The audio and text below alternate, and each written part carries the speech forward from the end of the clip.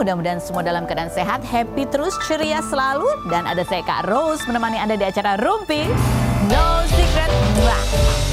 Ditemani oleh Daniel di pojok sana, dan tentunya juga sudah hadir beberapa bintang tamu yang akan berbagi ceritanya.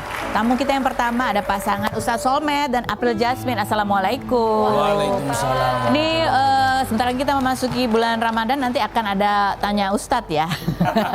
Siap Karos. Nanti, tapi kita ke pojokan dulu untuk membahas apa yang sedang ramai terjadi di luar sana, menjadi perhatian publik, menarik perhatian netizen, baik itu untuk hal-hal yang datang dari dunia nyata maupun dari dunia maya.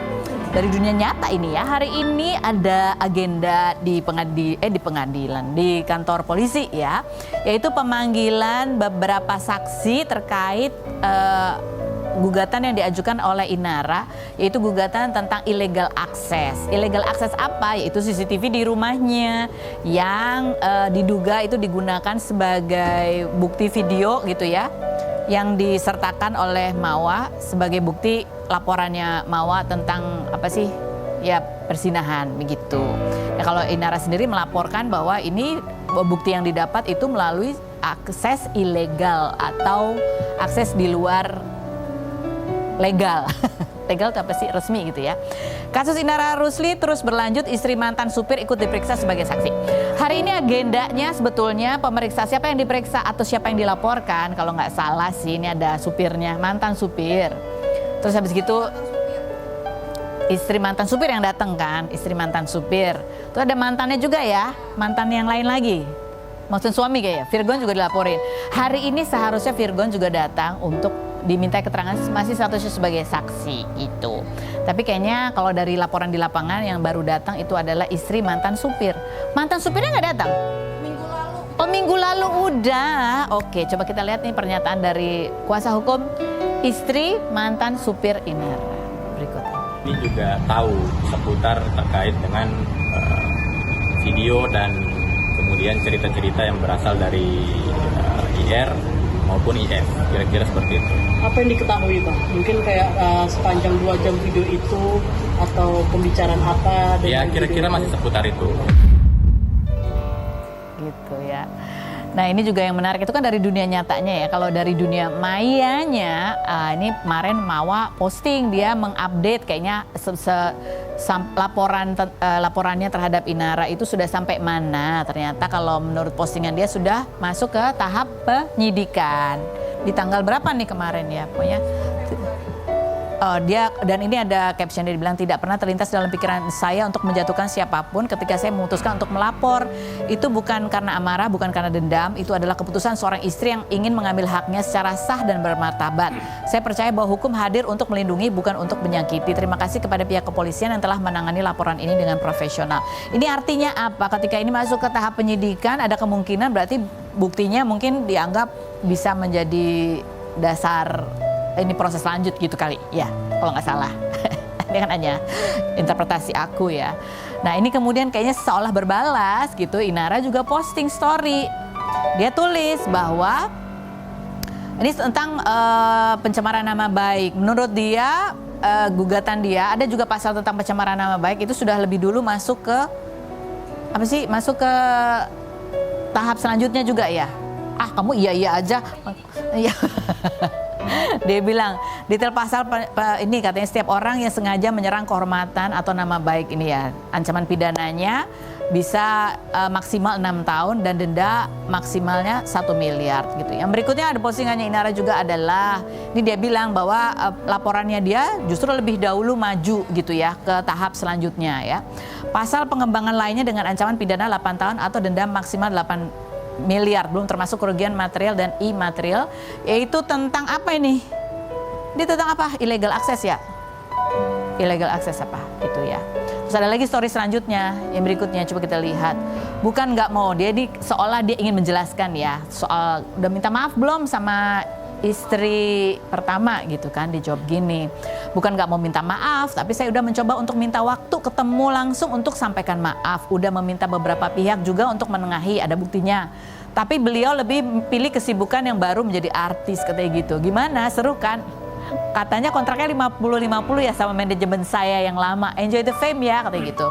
Kita nggak akan diwafatkan sebelum diberikan cobaan atau hal yang kita benci. Nanti kalau kalian dikasih cobaan yang pernah kalian benci dan caci, kalian harus hadapi dengan kuat juga ya. Gini. Ini mungkin maksudnya buat yang komentar-komentar kali ya. Sebenarnya kalau Insan postingan kemarin apa? Kalau Insan dia curhat bahwa dia sudah, bahkan dia nge-tag juga, dia udah 4 bulan tidak diperbolehkan, dia mengaku tidak diperbolehkan untuk ketemu anaknya. Dia nge-tag ke Komnas Anak, ke Kapolri dan lain sebagainya. Mohon bantu saya mempertemukan saya dengan anak saya yang sudah ditahan-tahan selama 4 bulan. Saya sudah berkali-kali minta untuk dipertemukan. Kasihan dia terakhir di video call merasa sangat membutuhkan kehadiran saya dan katanya sering ditinggal di rumah pagi sampai malam dan saya tidak tahu alamatnya di mana. Walaupun cuma sama Mbak. Apabila tidak ada madrasah pertamanya di masa golden age saat ini, saya masih bisa dan sanggup untuk mengurus. Terima kasih Bapak Ibu semuanya. Ya begitulah ya, saudara-saudara. Komentar netizen coba kita baca yang berikut ini. Harusnya introspeksi diri. Jodoh sih memang Inara sama Insan sifatnya sama. Yang berikut ada lagi, irinya maksimal sama rezeki orang. Kok bisa malah nyinyir ke yang disakitin? Udah mau Ramadan bukannya minta maaf malah nambah dosa. Yang berikutnya, dia maunya didengerin dulu supaya ketemu baru mau minta maaf. Padahal apa salahnya minta maaf duluan, mau lewat media maupun. Gue juga kalau jadi Mawa ogah banget ketemu. Iya emang, Mawa mah marahnya harusnya sama Insanul juga ya. Gitu gak sih? Kalau iya dong, harusnya marahnya sama Insanul. Ya nggak Pak Ustadz, bener nggak April? Kompor. Iya dong, kan suaminya adalah Insanul, ya kan? Yang tiba-tiba diam-diam nikah siapa? Insinyur, bukan aku membela siapa-siapa ya, cuman kadang-kadang perempuan tuh lebih senang menyerang perempuan lainnya. Padahal ada laki-laki yang bisa kita serang, oh enggak deh. Mumpung belum puasa ya. Kita menuju ke Ustaz Salman dan April Jasmine, kita lihat dulu profilnya berikut ini.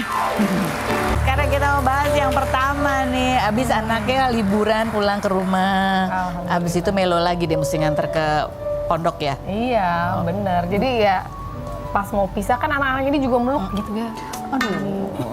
Terus kalau kitanya ikut melo, kata bapaknya nih, jangan ikutan melo. Kalau kamu ikut melo, nanti anaknya itu ngerasa lebih berat. Padahal dia juga nggak bisa, dia yang nangis duluan, tapi dia ngumpet. Curang ya? Kan? Jadi aku kuat-kuatin, enggak, nah nanti 2 minggu lagi, Mami pasti nganter ke sini lagi, pasti ini. Pokoknya janji aku banyak, yang penting nih air mata jangan turun nih, gitu. Ya ampun, ini cerita aja udah pengen kesini. Iya, tapi kayak aku tuh nggak pengen nunjukin kalau aku sedih sama anak-anak. Jadi sekalipun mereka peluk aku, terus aku bilang, tahu nggak kalian tuh laki-laki, kalian nanti jadi imam. Kita cuma pisah bentar, tapi doa Mami tuh nggak habis-habis buat kalian. Hebat, kuat. Mami aja nggak nangis. Padahal nyampe bandara ya, aduh ini air mata nggak habis-habis lagi. Aduh, berapa hari tuh nangisnya? Masih nggak cukup sehari kan? Iya, kayak lama. Anakku yang kecil, Karo si Mahir tuh seneng banget sama rengginang. Begitu kita ke supermarket lihat rengginang, aku bisa nangis ngeliat rengginang gitu. Ya jadi ampun, keinget ya. Iya, Masya Allah ini kesukaan dia, tapi udah gitu. Kayak ini kan orang juga masih tetap bertanya-tanya, ini kan anaknya masih kecil-kecil gitu ya. Yang nyuruh bapaknya ya. Gini tersangkanya ya kan. Gimana, Padahal kemarin kan sempat cerita katanya anak-anaknya itu SD-nya sesuai dengan kesukaan mereka. Tapi malah sekarang sama-sama dimasukin pondok. Jadi sebenarnya ada satu yang saya mau masukin. Cuman gara-gara yang satu yang pertama mau masuk si Mahir waktu itu ya, yang mau masuk, dia nggak mau kalau kakaknya nggak ikut. Si Akil. Nah, begitupun sebaliknya. Kalau Akil yang dimasukin, kalau Mahir nggak mau, Akil juga nggak mau. Akhirnya kita diskusi, bagaimana kalau dua-duanya? Kalau dua-duanya oke, kami mau. Akhirnya dua-duanya lah berangkat. Jadi tadinya yang mau tuh cuma yang satu. Tapi ya, pengennya juga kembarannya ikut. Sebetulnya nggak ada yang mau. Hasil enggak, yang bapaknya yang mau berarti. Saya mau satu nih, saya taruh nih. Satu saya taruh di pesantren. Kenapa begitu? Kenapa rencananya tadinya cuma satu yang mau dimasukin pesantren? Tujuannya minimal ada penerus lah paling tidak ya. Tapi yang satu ini nggak mau kalau kembarannya nggak ikut. Begitupun kalau saya balik, nggak mau juga dia. Maunya yang satu ikut juga. Udah gimana kalau dua-duanya? Nah, mau dua-duanya? Ya sudah dua-duanya aja masuk. Gitu. Tapi itu ya memang kan ini harapan ya, yang memberikan yang terbaik buat anak-anak. Walaupun yang mendorongnya, mengantarnya itu penuh air mata. Ini salah satu video dari April, coba kita lihat yang berikut. Oh, ini ibunya langsung.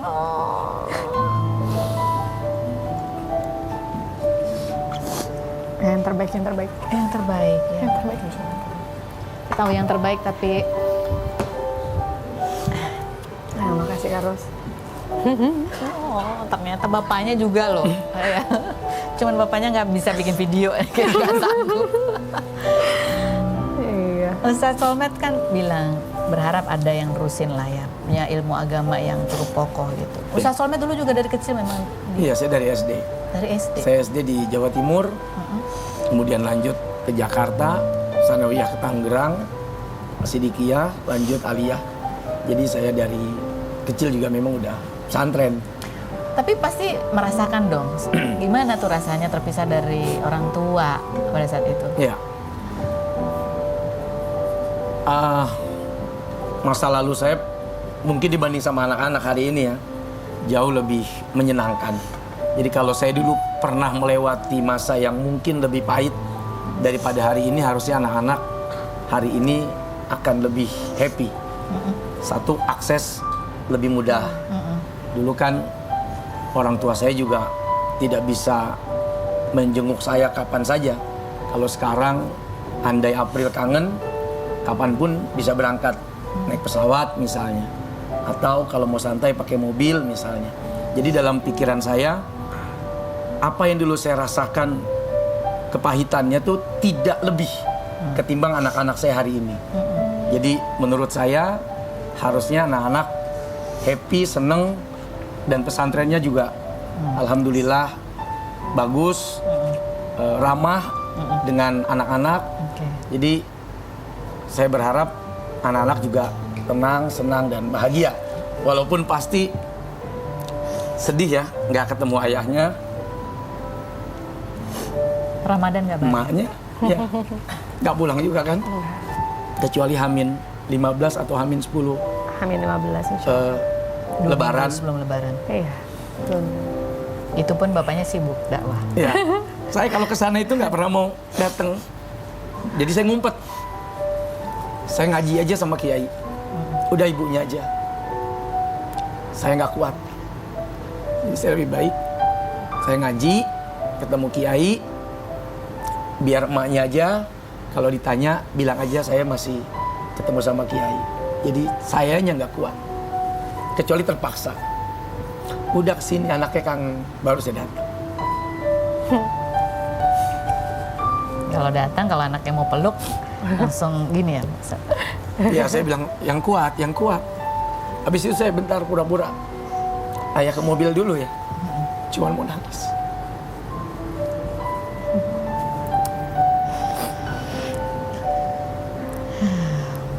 Iya, mengikhlaskan untuk supaya berharap anak dapat yang terbaik, bekal yang terbaik dalam hidup gitu ya. Aduh, Cuci, ini kan berasanya juga pada saat nganter berasa ya berpisah. Sampai di rumah gitu, juga berasa saya sepinya. Banget. Ya biasanya kan anak-anak ini kan ke kamar aku gitu ya. Terus anak-anak tuh deket banget sama aku. Kayak mereka tuh nyeritain semua hal temen-temennya di sekolah gitu. Jadi aku tuh yang ya ada yang hilang lah, celotehan lucu yang biasa kita ketawa bareng atau main bareng itu nggak ada. Tapi aku pikir hari gini ngurusin anak nggak dikasih gadget marah gitu ya, dikasih gadget juga pasti nggak terbaik buat masa depannya. Jadi di pondok udahlah mereka ngaji, sholat gitu. Kalau awal-awal mereka masih ada ngambeknya ke sekolah, ada ngambeknya ngaji, mereka masih ngeluh sekolahnya nggak pakai AC gitu kan. Kenapa sekolah aku gerah? Tapi aku selalu bilang, tahu nggak banyak orang yang berjuang dan saat ini sukses gitu. Mereka melewati kayak gini dan kalian, mami sama ayah kirim doa, selalu kirim doa supaya kalian tuh ngelewatin ini dengan mudah. Terus kalian kelak jadi sukses. Jadi ambil kesempatan ini ya gitu. Biasanya melihat ya perubahannya anak-anak tuh awal-awal pasti susah. Tapi kemarin pas pulang sempat liburan, terlihat nggak tuh perubahan apa gitu yang? Banget Kak Ros. Bagaimana dia sama aku itu si Mahir yang kecil, dia tanya, Mami, berat ya jadi Mami? Terus aku bilang, enggak nak, happy. Kenapa Mami selalu senyum, apapun yang aku tanya, Mami selalu senyum. Padahal jadi Mami susah loh. Lihat Mami masak, Mami ngikutin apa maunya kita. Terus dulu kita tuh, mereka bilang dulu tuh mereka nakal banget, kayak mereka udah sadar gitu. Tapi mami nggak pernah marah-marah sama kita gitu. Jadi aku bilang, soalnya kalian tuh malaikat yang dikirimin Allah buat mami sama ayah. Terus dia bercanda kan, dengerin kata mami kita malaikatnya. Kalau sekarang berarti kita iblisnya ya? Enggak. Lucu banget sih. Lucu banget. Aduh gimana nggak kangenin ya. Aduh. Tapi nanti 2 minggu lah ya, insya Allah ya. Iya, 2 bareng minggu lagi. Ramadan, insya Allah bareng lagi. Dan ini Ramadannya sekarang katanya nggak ada anak yang diurusin, ngintil suami ya, mau pergi berdakwah. Kayak biasanya April ngapain aja sih kalau nemenin Ustadz dakwah? Kita lihat yang berikut. Jadi bayangannya nanti Ramadan tahun ini nggak biasanya di rumah nungguin Ustadz keliling-keliling, nggak pulang sebulan tuh biasanya. Iya, biasanya H-2 lah baru ada. Baru ada ya. Jadi sekarang kamu akan ikut kemana aja gitu? Atau ini, Ustaz Solmat kenapa langsung meneteskan air mata lagi? Kayak sedih ya dia. Sedih dikit ya. Saya sayang kalau Bu April ikut tuh, sayang ikut mulu. Kenapa ikut mulu? Sayang banget. Saya sadar sebetulnya Kak Ros bahwa biasanya rame ada anak-anak. Iya. Ada yang berisik, ada yang ngegodain emaknya, ada yang ngajak main, ada yang diajak main.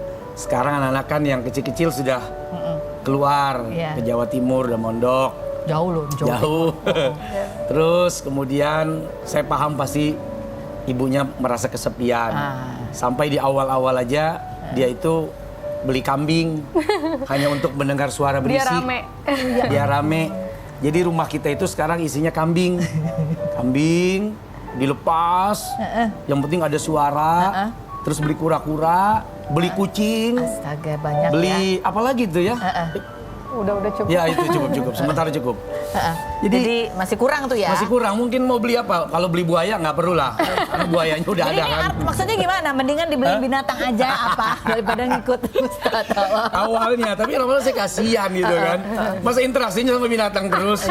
Nanti lama-lama saya dianggap kucing juga lagi sama dia kan.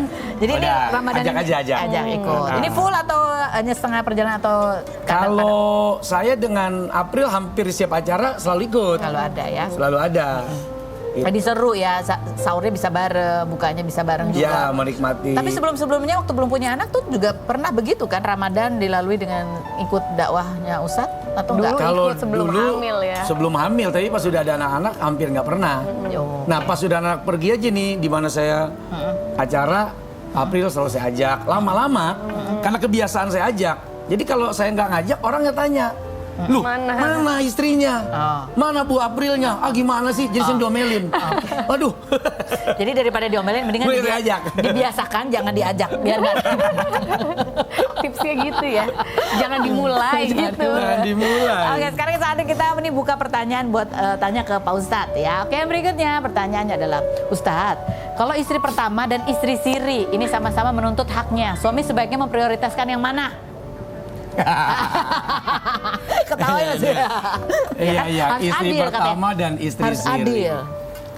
Kalau kemudian statusnya di mata agama itu kan sama-sama istri. Iya. Maka prioritas itu tergantung mana yang lebih didahulukan dalam hal maslahat dan jauh dari mafsadat. Misal, nih istri pertama ada anak yang sekolah. Nih istri pertama ada kebutuhan rumah. Nih istri pertama ada kebutuhan makan yang lebih. Jadi adil itu tidak harus sama. Kalau sama, justru malah tidak adil. Misalnya kebutuhan istri pertama 5 juta. Istri kedua yang dia mungkin tidak punya anak atau dia tidak perlu biaya makan yang lebih karena ada anak-anaknya, buat istri pertama 5 juta yang sama itu justru jadi tidak adil. Ini misalnya nih contohnya ya, yang pertama emang kedua sama-sama punya anak-anaknya dua-duanya sakit, butuh bapaknya. Nah, gimana? Belah bapaknya. Iya, sebetulnya manusia kan punya keterbatasan. Balik lagi, prioritasnya adalah mana yang sakitnya lebih parah sebenarnya. Nanyanya gimana ke dokter? Misalnya nih yang satu anaknya apa nih? Ya nih pilek-pilek dikit lah. Yang satu mungkin dalam tahap demam tinggi. Ya, demamnya sudah tinggi. Itu kan bisa dipikirkan bahwa yang prioritas yang mana gitu loh. Walaupun buat saya pribadi, ya itu tantangan bagi seorang suami kan. Iya, betul. Itu tantangan. Iya, ya tantangan gimana caranya kedua-duanya bisa mendapatkan kasih sayang. Betul. Jadi tidak mudah ya. Tidak mudah. Berat. Iya, apalagi kalau beda kota ya kan. Aduh. Butuh jet pribadi. Gitu ya. Yang berikutnya pertanyaan selanjutnya, Ustadz. Ya. Apa hukumnya jika puasa tapi menyakiti hati orang lain secara emosional? Iya. Ini kan kadang kita juga nggak sadar gitu Iya. ya. Ada hal yang kita ucapkan ternyata itu buat orang lain mungkin penting gitu. Puasa itu kan melatih hawa nafsu ya. Bahwa kemudian gibah, marah, fitnah, nyakitin orang, itu kan dorongan. Gimana caranya puasa yang harusnya membuat kita menahan dan tidak melakukan, tapi justru di bulan puasa malah dilakukan. Berarti puasanya tidak membawa efek. Bicara sah, mungkin sah. Tapi bicara kemudian apakah punya nilai, Belum tentu. maka bisa jadi nilainya tidak didapat. Kan ada orang ujian mah ujian, masuk sekolah mah masuk sekolah. Kemudian nilainya merah, itu kan lain cerita. Iya. Tapi secara absen kan dia masuk. Nah sama kayak puasa. Secara hukum mungkin puasanya sah. Karena tidak ada yang bisa dihukumi sebagai sesuatu yang membatalkan. Dia nggak makan, dia nggak minum misalnya. Tapi dia ngomongin orang. Nah mungkin nilainya 0. Oke. Gitu. Jadi kita ngomongin kambing. Jadi kalau zaman sekarang mungkin bukan cuma ucapan dari mulut ya, tapi juga jempol yang mengetik ini ya, Jempol. berbicara besok ya. Yang berikut pertanyaannya, Teh April nih sebagai istri, apa pandangan kamu terhadap istri yang diminta rujuk oleh suami, tapi suami pernah melakukan hal yang mengecewakan dengan menikah siri diam-diam? Iya, ya itu kan tergantung bagaimana istrinya ya. Kalau sekiranya dia lebih mikirin, oke nih ke depannya kayaknya lebih bagus memang bareng-bareng ya diterima. Tapi kalau sekiranya kayaknya lebih banyak mudaratnya, lebih banyak nanti konfliknya, ya pilihannya gitu. Jadi Mau- tergantung iya. bagaimana kesiapannya ya. Karena apapun ini juga butuh perjuangan gitu Iya. kan ya. Oh, iya. Untuk memaafkan, Ya perlu hati yang luas. perlu melangkah lagi ke depan. Betul, Boleh melupakan dipikirkan. juga kan, jangan sampai bersama tapi dendam banget. Ya kayaknya kalau nih. lupa buat perempuan agak susah ya. Perempuan kan ahli sejarah katanya. Ahli sejarah. Dimaafkan tapi tidak dilupakan ya. Tapi gimana baiknya nih supaya ketika ya manusia pasti ada kesalahannya nih. Ketika ya sama-sama nih oke sepakat kita maju ke depan yuk. Untuk berjalannya supaya lebih enak dengan hal-hal luka-luka di sebelumnya tuh apa baiknya yang dilakukan? Ya kalau balik lagi sih ya, misalnya istri pertama mau melanjutkan perjalanan ini bersama-sama. Karena udah melihat, oke lah, ini sudah terjadi. Apa yang sudah menjadi bubur, tinggal ditambah empingnya, Oke. ditambah kacangnya. Biar nikmat. Biar supaya buburnya nikmat. Oke. Tapi balik lagi kan, ada yang kemudian, ya gue nggak mau bubur lah, gue buang lah buburnya, ya gue masak nasi lagi. Iya. Itu balik lagi pilihan. Baik. Ada orang yang kemudian nasi menjadi bubur, dia nikmati buburnya dengan menambah bumbu-bumbu setelahnya. Ada yang kemudian, ya gue nggak mau bubur ini, gue harus masak nasi lagi. Nah itu balik lagi ke pilihan setiap personal sih Kak. Jadi niatnya apa ya? Kalau memang sudah memilih untuk ya kita perbaiki lanjut, ya harus siap dengan tadi mencari bagaimana caranya supaya yang sudah terjadi itu Ya. bisa lebih Dinikmati bersama-sama. Bisa. Tapi tidak mungkin sesuatu yang sudah terjadi itu kemudian ditiadakan Yap. karena memang itu sebuah kenyataan yang harus dihadapi. Baik, nanti kita ngobrol lagi kan Pak Ustadz sama April, tapi setelah yang berikut ini kita ada satu pasangan pengantin baru. Aduh ini pengantin barunya kayak susah banget nih nikahnya ya. Kayaknya harus S2 sama S3 dulu baru boleh nikah. Dan persiapannya kayak wow, seperti apa perjalanan mereka menuju hari H-nya ya. Bahkan 3 hari sesudah hari H udah langsung kerja ini pasangan. Wah luar biasa. Kita bahas lebih berikut ini, jangan kemana-mana, tetap di Rutin Daus Secret.